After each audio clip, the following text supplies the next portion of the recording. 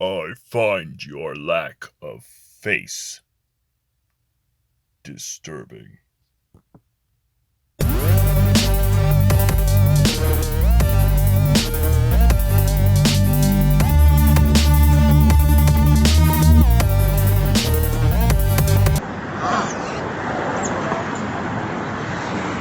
Howdy ho! Not gonna do that. Okay, never mind.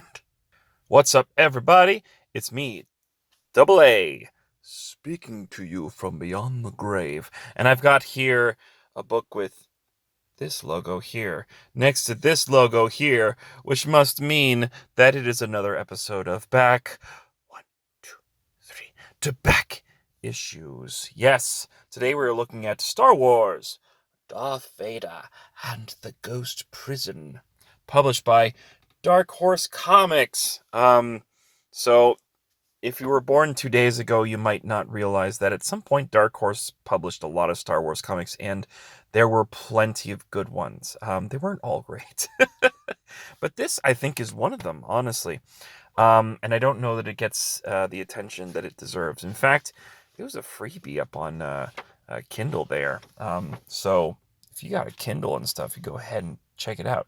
So we got Hayden Blackman doing the script. Now, Hayden Blackman, he's done scripts for lots of Star Wars stuff, not exclusively Dark Horse comics, but also some video games like The Force Unleashed 1 and 2. He was a lead writer, I believe, on those projects. I love those video games. Personally, I find them very fun.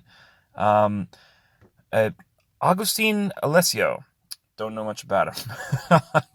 I imagine he did some work for Dark Horse beyond this, but honestly, I did a little search. I couldn't find too much, and then I got lazy. Then I had 3 glasses of wine. So here we are.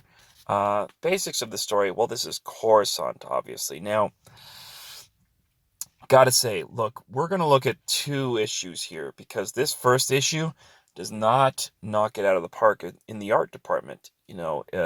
Coruscant looks kind of flat and uninteresting, like both in dimension and color. Spaceship is cool.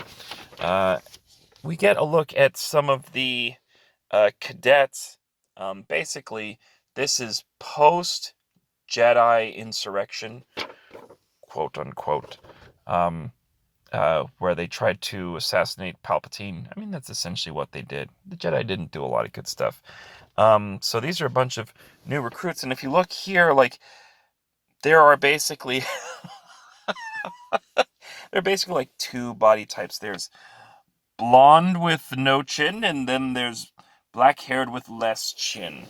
They okay. How do I say this without getting bumped off of YouTube? They all look like bad man with mustache youth. Okay. Those are the only 2 character types. It's like in a video game, like an old video game, you have like a max of 3 different character skins, like Resident Evil 4. They're like 3 villager types. So we get to the main character. All right. We see here that he's actually got physical scarring and deformation of the face. Beyond that, he's also missing an arm. Does that remind you of anybody in the Star Wars universe? Well, it should remind you of Darth Vader, and that's going to be extremely important going forward, because this character is in many ways a sort of wimpy Darth Vader, let's say. He's very much loyal to the Empire and such. So he, as a cadet, goes to this big old speech with this guy who says you should be willing to lay down your lives and all that business for the Emperor, who's right behind me. I'm totally not going to betray him. But you see here, Gentis, the commander, who led 70 clones against the Confederacy's dreaded Burning Ember Armor Division, and won. He's a legit commander, right?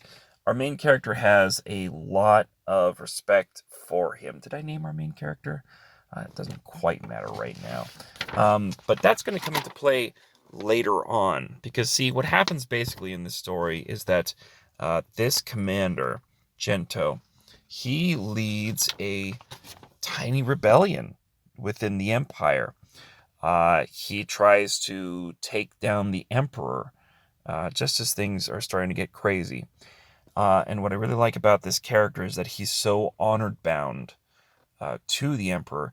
Even his friends recognize that. So he's got two friends here who have essentially been like, oh, we should totally test out these, prototype TIE fighters. They look awesome. Step inside. Have fun. And then they basically lock him in and they say, I'm sorry, Tom. Oh, okay, his name's Tom. I should have mentioned that earlier. But we didn't know how else to keep you out of trouble tonight. So his friends are planning an insurrection with Commander Gento. They didn't let their friend Tom in on the information because they knew that he would turn. They care for him so much that they keep this information from him, because otherwise they would have to act violently upon him. And sure enough, what happens later? I'm not going to spoil too much, but so one way or another, he gets out of the prototype TIE fighter, and here he finds Vader, and he says, at the Academy, we had all heard stories about Darth Vader. The cadets were terrified of the Emperor's enforcer. They called him the Warlock, claimed that he murdered Imperial officers for his own pleasure. But when Lord Vader came to our aid in the courtyard, I realized that serving him could earn an officer the only two things that mattered: fear and respect. That is so old school Empire thinking. I love it. It's a great character moment. You realize what this guy is all about. He's like, I want to climb that social ladder in the Empire. Darth Vader's my way to get there. Right? And we see Vader acting all cool. He's got a little force shield sort of dingy, repelling blaster fire, and sending all sorts of fools all over the place. And then our friend Tom here, he finds out, gasp! His friends were planning the insurrection. Help us kill the Emperor. And he's like, what? Well, spoiler alert, folks. He ain't about to do it. So now we flipped into issue 2. How magical is that? YouTube magic, folks. And he's talking with his buddy here, and he's like, what's going on? You never tried to recruit me. You couldn't be involved. You always draw too much attention. Oh, so it's not even like, oh, you're such an acolyte. You're such a darn crusader for the cause that is the Empire. We couldn't involve you. You're a liability. You can stand with us now, kill Darth Vader, and the Empire is ours. Oh my goodness. And what does he do? Wow! Right in the face. Look at that. That's almost a bow. That's a dow. It's pretty close. We can edit that in post. Bow! And he's just not having it. He does it in front of Darth Vader to kind of earn his favor. Obviously, Darth Vader's favor is kind of hard to earn. Now, you might be asking yourself, like, bro, what's up with the title? Darth Vader in the Ghost Prison? What exactly is the Ghost Prison? Well, that's where this Coruscant stuff gets real cool. So apparently the Jedi had this sort of a secret prison where they held prisoners of war. Prisoners of war that they never took to trial. They never put in the court system. They simply took them in because they were so nasty, because they were like, we don't even want them to have the chance to leave. So this sort of extrajudicial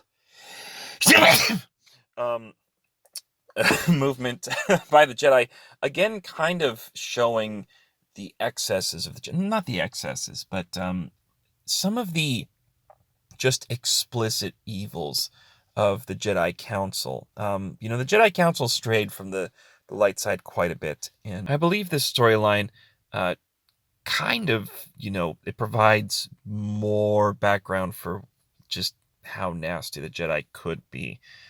We see here another character who's more machine than man. Again, it's fitting for this sort of story of Darth Vader. And of course, Vader is going to look at some Holograms, boys, and who is that? Hayden Christensen? When's the last time you saw that guy? That's actually a pretty good likeness, all honesty. So I'm not going to spoil more. Ooh, look at that. Centaurs, lizards, and loot. So yeah, like I said, I mean, this thing is a very cool storyline. The art's, especially in the first issue with all of the bad mustache man of history youth templates in the book. But it's a very fun read. It definitely feels like Star Wars. The writer understands Star Wars. He's really good at interweaving like characters that you know and love into new and exciting stories. The art is fine after issue 1. Honestly, it's fine after issue 1. It's kind of dark, but it's fine. The storyline's great. This is, man, let me tell you, the last 2 pages of this story are pure Vader. It's so Vader. It's like Walter White's blue crystal meth Vader. 99.99% Vader. It's so sick. I like Tom. Without spoiling too much, I wish I could see more of him. Who knows? Disney is resurrecting all sorts of like dark horse corpses. It's unbelievable.